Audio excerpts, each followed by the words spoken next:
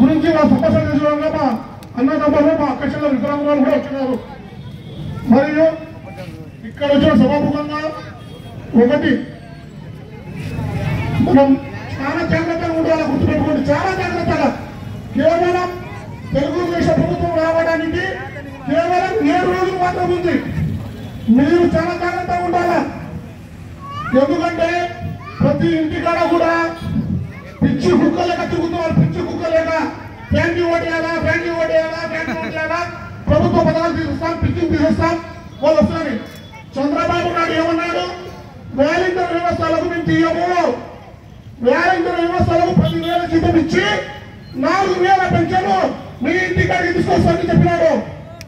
బాగా గుర్తుపెట్టుకోండి.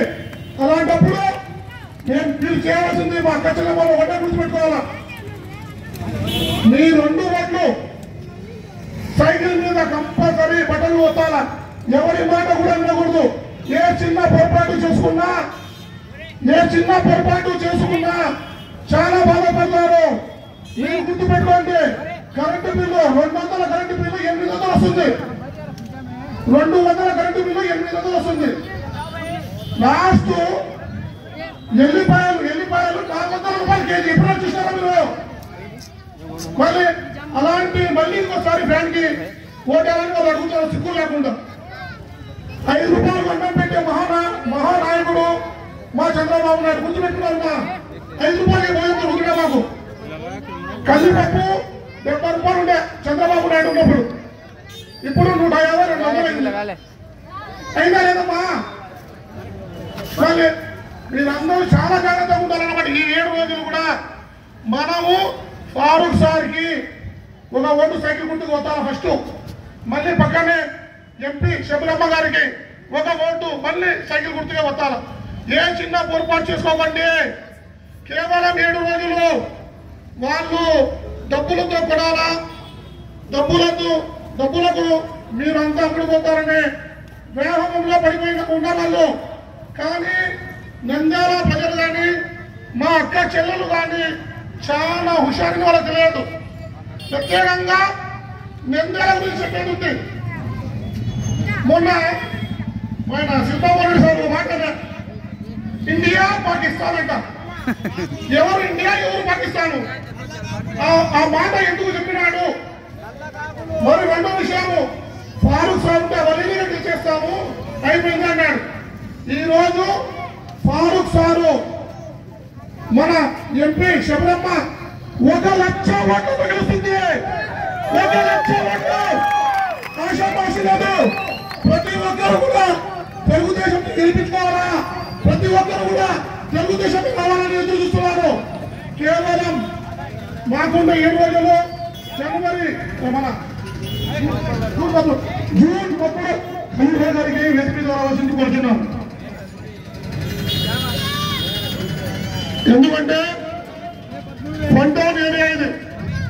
వంటౌన్ ఏరియాలో చాలా బీద వాళ్ళు ఉన్నారు. మరి ఇంకోటి మా ఫారూక్ సార్ తనయుడు ఫిరోజ్ గారు కానీ మన ఎంపీ మేడం చెల్లెలు మహేశ్వరం వచ్చినారు. మీ యొక్క సమస్యలు వాళ్లకు మీరు ఓటేసి గెలిపిస్తే వాళ్ళే చెప్తారు. 4,000 రూపాయలు పెన్షన్ ఏ విధంగా మీ ఇంటికి తీసుకొని వాళ్ళే చెప్తారు. ఇది కూడా చాలా గుర్తు చేసి పెట్టుకొని, ఎందుకంటే టైం ఎక్కువైంది, ఎందుకంటే ప్రోగ్రాం పెట్టుకున్నాయి. నాకు ఈ అవకాశం ఇచ్చిన మా అందరి ఈ వంటూరు ప్రజలకు, మా అక్క చెల్లెలకు అందరికీ కూడా ధన్యవాదాలు. జై హింద్, జై తెలుగుదేశం.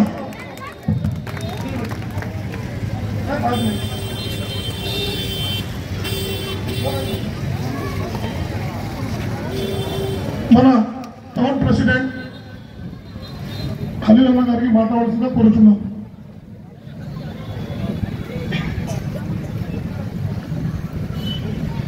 అందరికీ నమస్కారాలు. అస్సలాము అలైకుం. వేదిక మీద ఉన్న పెద్దలు, గౌరవనీయులు ఏవి సుబ్బారెడ్డి అన్న గారికి, తెలుగుదేశం పార్టీ జిల్లా ప్రధాన కార్యదర్శి ఎన్ఎండి ఫిరోజ్ గారికి, మిగతా మేడంకు, మిగతా నాయకులకు, ఇక్కడికి వచ్చిన ప్రజలకు, తెలుగుదేశం కార్యకర్తలకు, అందరికీ పేరు పేరున నమస్కారాలు. ఇప్పుడు మనకు వారం రోజులు కూడా లేదు, దాదాపు 5 రోజులు మాత్రమే ఉంది. ఈ సైకో జగన్ను ఇంటికి పంపించడానికి కేవలం ఒక 6 రోజులు మాత్రమే ఉంది మన కాడ. వారం రోజుల తర్వాత మనం అందరము సంతోషంగా ఉండే రోజులు త్వరలో రాబోతున్నాయి.